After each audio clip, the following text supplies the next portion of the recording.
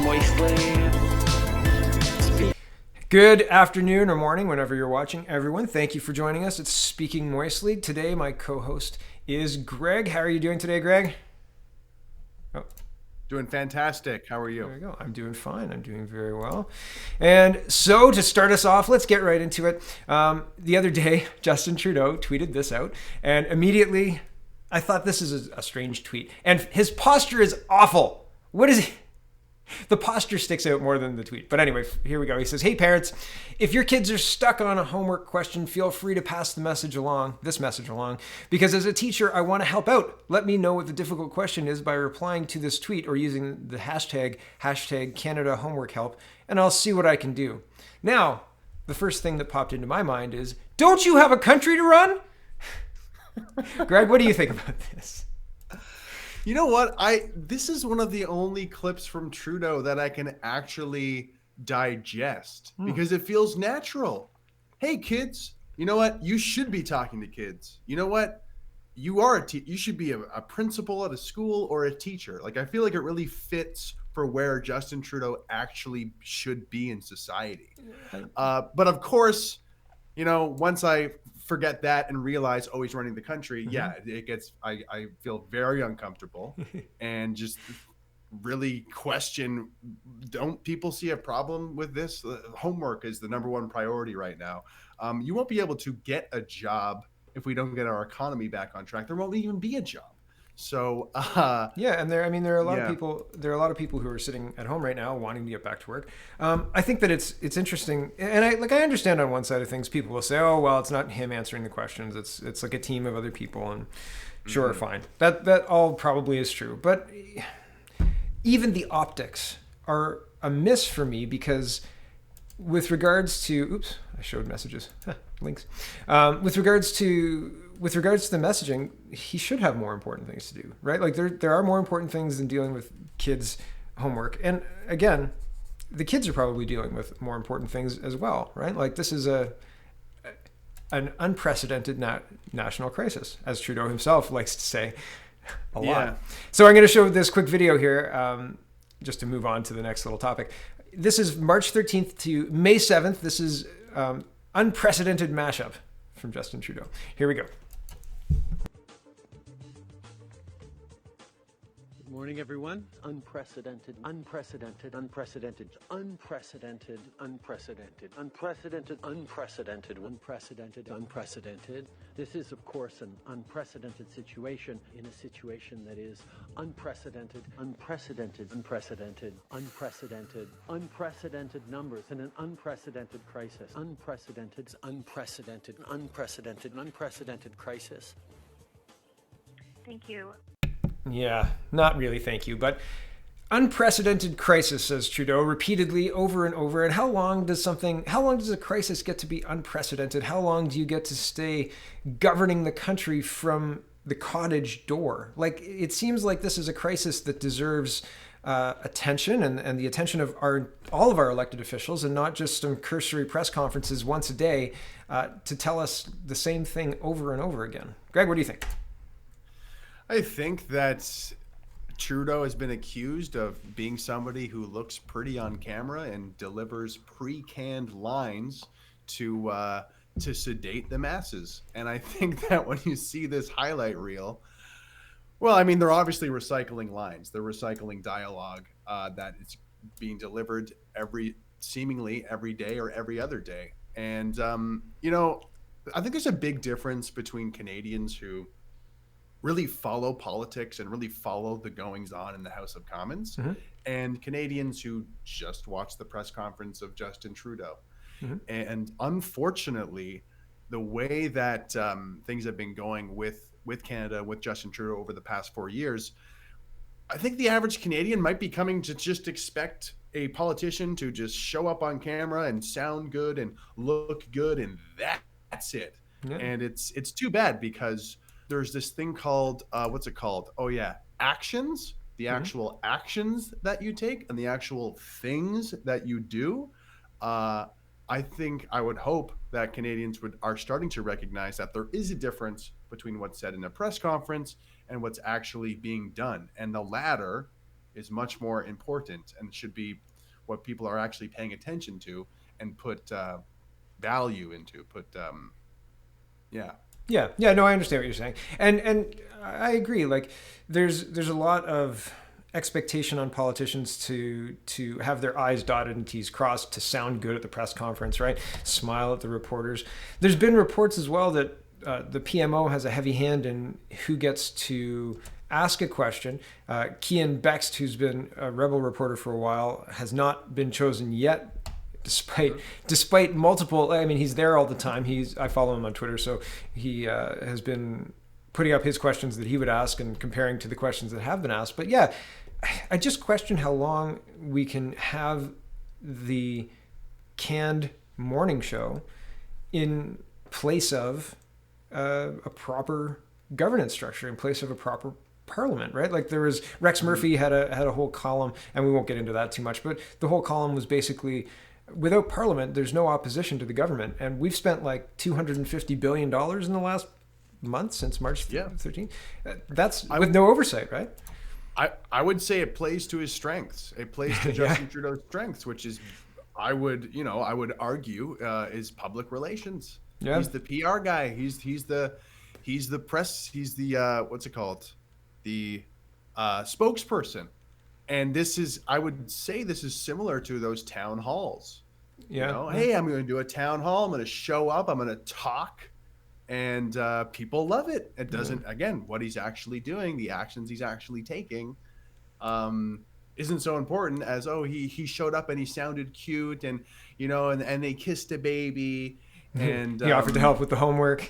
Yeah, and then Canadians go wild and they're all satisfied with that. Meanwhile, there's the one scene of a veteran who is an amputee saying, "Hey, you're not giving enough money to veterans," and it's, you're asking for more than we're willing to give. Well, that's another thing. I think that, like, even in this crisis, we've got foreign students who are getting $1,600 a month, I think, or at least access to CURB, right? So whatever the CURB is, I don't know that it's a month, but there's payments, and international or foreign students are getting access to this, and seniors get $500, $300.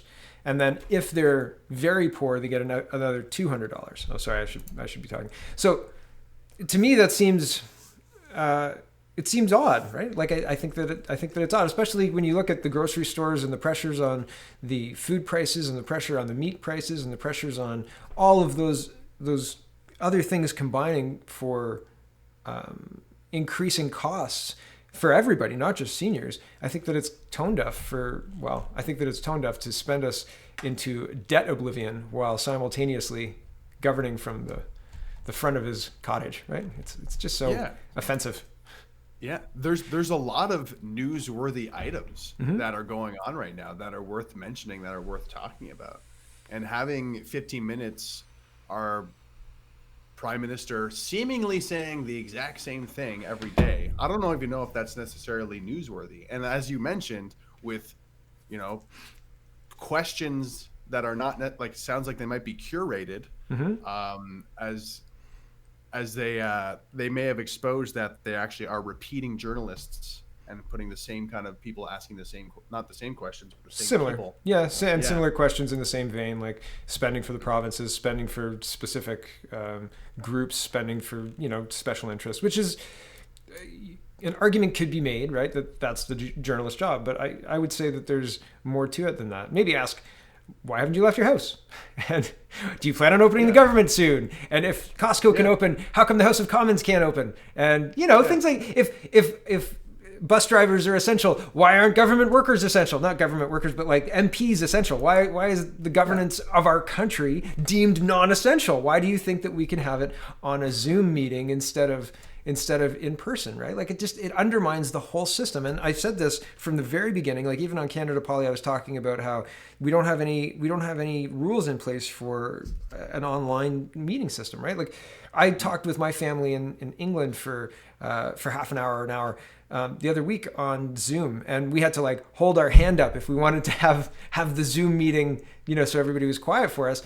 And like, that didn't take very long to figure out, but how you successfully navigate Parliament should be figured out before you go to a virtual parliament. And I understand keeping people safe, but governance and democracy require bravery and your ability to see the necessity in continuing with those traditions, because those traditions are the foundation and the bedrock of our entire society at this point, I think. And maybe I'm overstating it, but I think that a person who has agency, a person who has the ability to make a choice, a person who is free, is then free to vote for their government, and that government is then required to govern for them, and not govern for them in a way that they see fit, but to govern for them in a way that is agreed upon in the same way that has been done for a long time, right? And we're not getting that, right? And so what kind of representation do we really get in this kind of system? Because it's not the system we voted for. No. And I was just going to say, it's a little bit dishonest, because it's a very messy time right now. There's a lot of uncertainty happening right now in the country. There's many valuable newsworthy items, and it's a little bit dishonest to kind of have this conference every day. Everything is fine. It's unprecedented times. We're doing everything we can. You're not even running Parliament right now. Yeah. Everything we can. Yeah. Interesting. Yeah. It's like we know nobody can go to work. We know jobs, all of these things are happening, and we're going to meet 3 times a week, once in person and twice virtually. Hope that's good enough. And some people are going to work from different countries. See you later. No. I see the virtue in trying to keep everybody calm and focused, but I think there's also what overshadows that for me is just a lot of dishonesty in terms of not addressing that. Hey, it is a messy time, and we're not perfect, and kind of having some more vulnerability, or what's that word? Transparency. Yeah, that'd be nice. He used to like that word, but now his favorite word now is unprecedented. Yes. Time of the day. Transparency is a good sales word. Transparent. Everybody likes transparent salesmen, right? And I mean, we got a good salesman in Justin Trudeau, I think. Okay, moving on. We're going to look at Global News is reporting, and man, I've noticed a really, really hard left turn with Global News. They used to be kind of like center-ish, but it's been really bad lately. Anyway, they're saying majority of Canadians find it stressful to be out in public amid COVID-19. I'll give you a quick list of reasons that I might be stressed to go outside. And the first one isn't the virus. The first one is overzealous bylaw officers. What if they think that I'm with non-family members or somebody like that and I get an $800 fine? That's a stress for me, isn't it? And I just think it's so strange that the way they're trying to reinforce those fears. Don't go outside. It's stressful to go outside. Other people think it's stressful to go outside, so you shouldn't go outside. I don't know. What do you think? I mean, I want the news. I want journalism to be valuable. And whenever there's these polls, a new poll has come out of this, or a new poll has come out about that. And I gotta say, recently when I've been seeing like the coronavirus polls of Canadians feel this way about coronavirus, I always just think like, really? Yep. And is this even valuable information? Like, is this telling me to be afraid too? Yep. Or that, most people are afraid, and specifically, what are they afraid of? What was the question? I think in general, these polls, it's like, what was the question? How was it done? Yeah. Like, who did you ask? How many people? Yeah. Did you ask 100 people in Ottawa who are federal employees? Oops. I don't know if that's how it works. But. Murder hornets. They're afraid of murder hornets. And yes, they asked the whole office building. And they recorded your answer. So if you answered wrong, you got to visit. Well, actually, I should share some anecdotal evidence there. My mom said that she got a call from somebody. Oh, yeah. To like, hey, we're asking questions about this or that or the other. And they asked, well, before we get started, like, is you or any of your family members somebody who works in media or something like that? Huh. Or like they might have broadened that, like media or this or that. Yeah. And then she said, oh, well, actually my son like ran for a political party. I don't know if that, changes anything.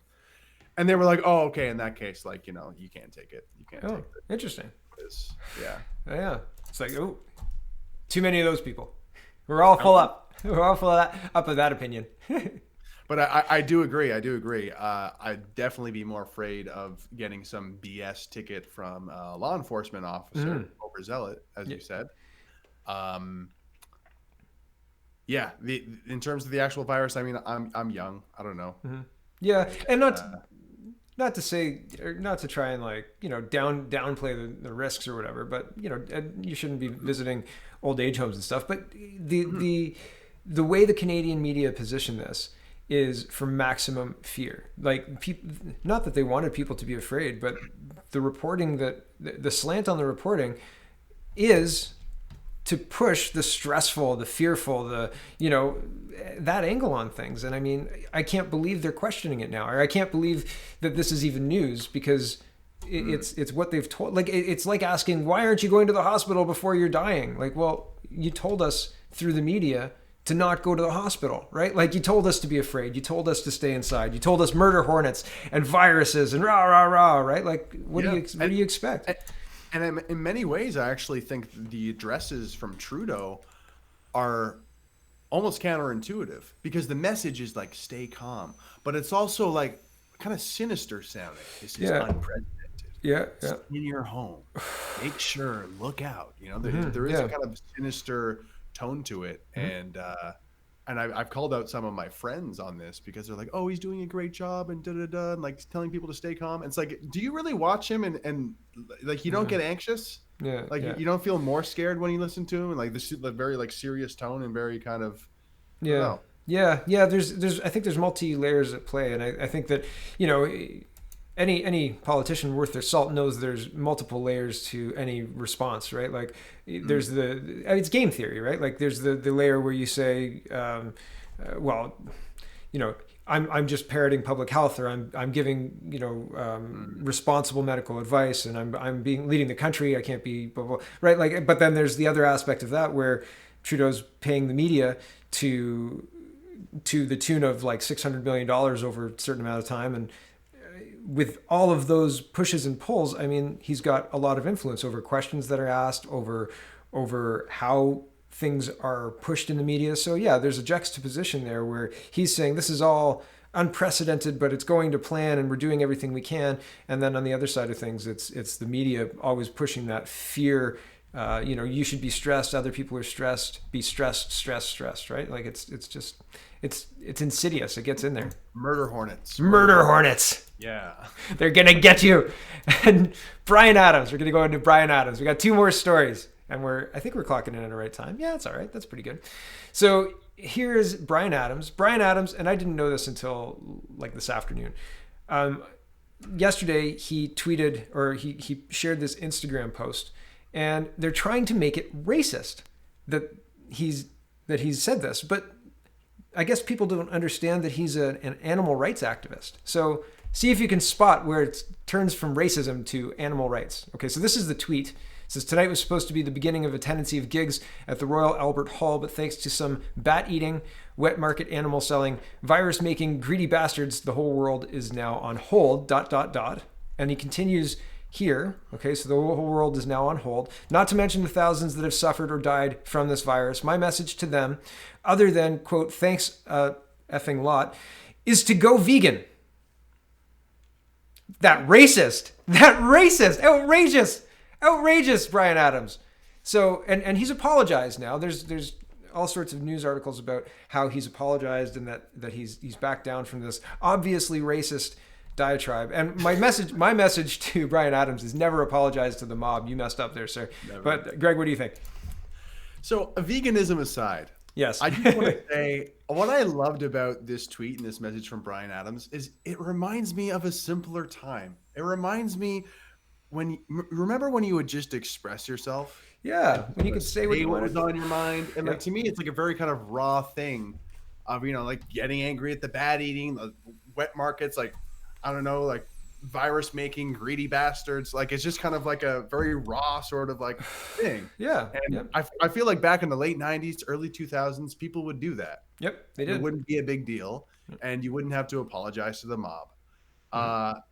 And second of all, it's so ignorant. Like, the ignorance is like on the same tier as like real racism. To take all of China and everyone in China and say, if you're critical of anybody in this country, you are racist. Because the difference is in what he's saying here, he's talking about, I imagine, that there's some evil people in China who may have made this virus.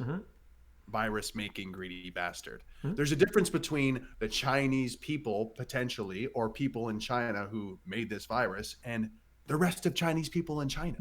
So to kind of just say, oh, you're criticizing all China. No, not every Chinese person is a virus making greedy bastard. Yeah. They're And I mean, it's kind of weird. I mean, like just the virus making, like, yeah, I mean, it's weird for him to focus on that as well. Like it's it's a weird like subcategory, like just the people in the lab, or like, are we, which reality does Bryan Adams believe? Does he believe that it was a man-made virus that was escaped from a lab, or does he believe it was from the wet market? What if he believes one? Why reference the other? Like, right? Like, well, and that's why I mentioned the good old days, where you just kind of just go off, just be like, yeah, man, whatever, And you could just hate anybody, like. Yeah. But I gotta. There's a common. Yeah, that's a whole discussion of how hatred is not allowed anymore. Right. And human beings aren't hateful. It's like, well. They're really hateful. Human beings, they're very hateful. They're very hateful. They're very hateful people. They're very hateful things. We're inherently, we're inherently in group. Like, we have in group preference. I think that's even like a psychological term that describes groups. You have even Survivor. Like, if the benefit of starting on, really, like if you start on one tribe versus another tribe, there are people at the end of the season of Survivor, they're like, we're, Tahoan all the way, or whatever your tribe name is, or whatever, right? They're like, oh, we're strong, blah, blah, blah. It's crazy, but that is how people behave. That's how people survive. It's not a bad thing. It's a survival mechanism, and it's crazy that it's been perverted like this. Yeah, and it's human nature. Yes. Most yes. important. Like, it's baked into everybody. Everybody has the potential for love. Everybody has the potential for hate. But there is a common thread here, which is worth pointing out. Yeah. You're critical, or you say certain things about potentially Chinese authorities. You're critical of them. You're racist. Yep. Oh yeah. If you're critical of Justin Trudeau, the Liberals in a certain sense, you're racist. Yep. Oh my God! It's just like that. Boom. Yeah, oh my God! If you're critical of this certain group, boom, you're a racist. No further discussion needed. It's nice and easy, and then you have to apologize to the mob. I think the difference was no Twitter mobs in 2002, right? Nobody in 2002. You're like, yeah, well, what are you gonna do? And now they're like, we're gonna steal that. We're gonna take that tweet. We're gonna show your employer, and you are gonna be sorry. And I mean, look at the guy from Remax, right? A Remax agent tweeted.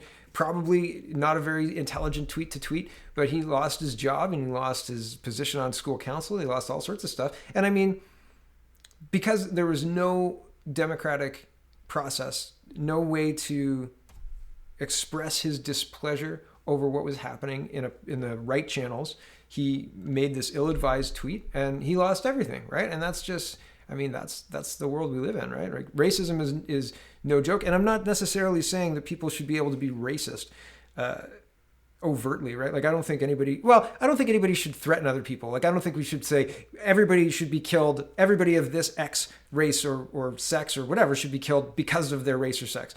I don't think you should advocate for hurting anybody at all, period, right? But these things happen and people do that. But I think that I think that the reliance and the over-reliance on racism, as soon as there's a controversy, it's like, oh well, he doesn't like bat eating virus making people. He's racist against Asians, and isn't that racist? Well, yeah, and I mean, it's let's face it, you don't want to talk about it. People don't want to talk about it. People like it truly is like obviously not a great PR move from Bryan Adams. Like, if he knows the culture of what's going on, he would know that you shouldn't say that type of stuff.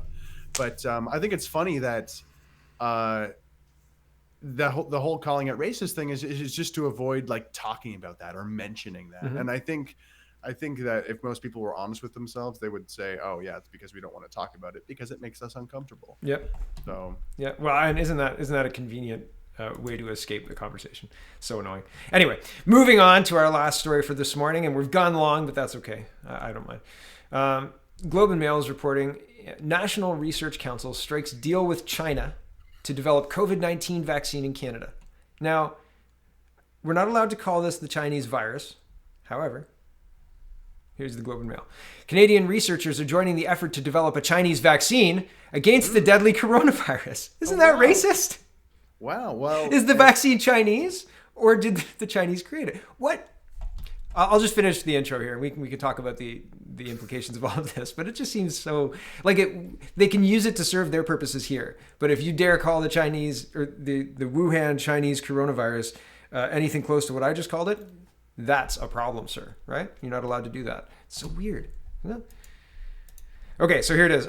With plans to Canadian researchers are joining the effort to develop a Chinese vaccine against the deadly coronavirus, with plans to begin human trials in Canada of a potential defense against COVID-19 that employs genetic technology from the National Research Council. The trials will bring to Canadian soil AD5-nCoV, a vaccine candidate under joint development by a Chinese company and the country's military. Backed by a state that has urgently sought a vaccine of global importance, AD5-nCoV has been among the most rapidly developed numerous candidates around the world. Now, just a quick question, Greg. How do you like your Chinese face masks? Did you have to send yours back because they were faulty, or did yours work out? Well, I mean, there's so many things that are strange about this, and there's so many questions that people should be asking about this.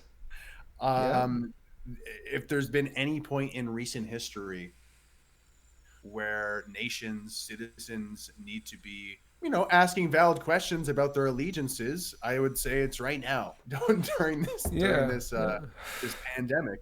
Well, and you know what? That probably makes me racist to ask questions, but especially with everything that's going on, I haven't even been following the Huawei trend for that matter, because there's the story there. There's a lot of recent history of between Canada and China that I think is really a necessity to incorporate into a conversation or a transaction such as this. Yeah.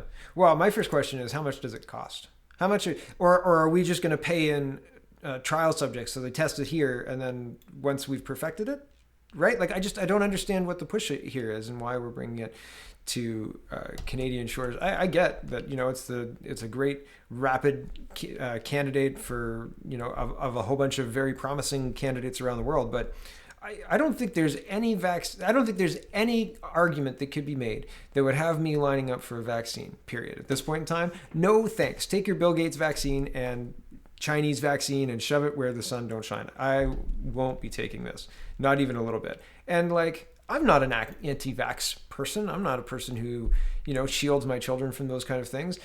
However, I feel like in this situation, I think it's very dangerous. I don't have any trust in this. What do you think?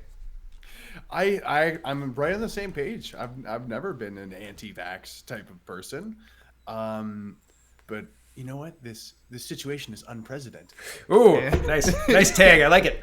Yeah, but it's especially considering, by the sounds of it, the virus of the death rate is not high at all, and I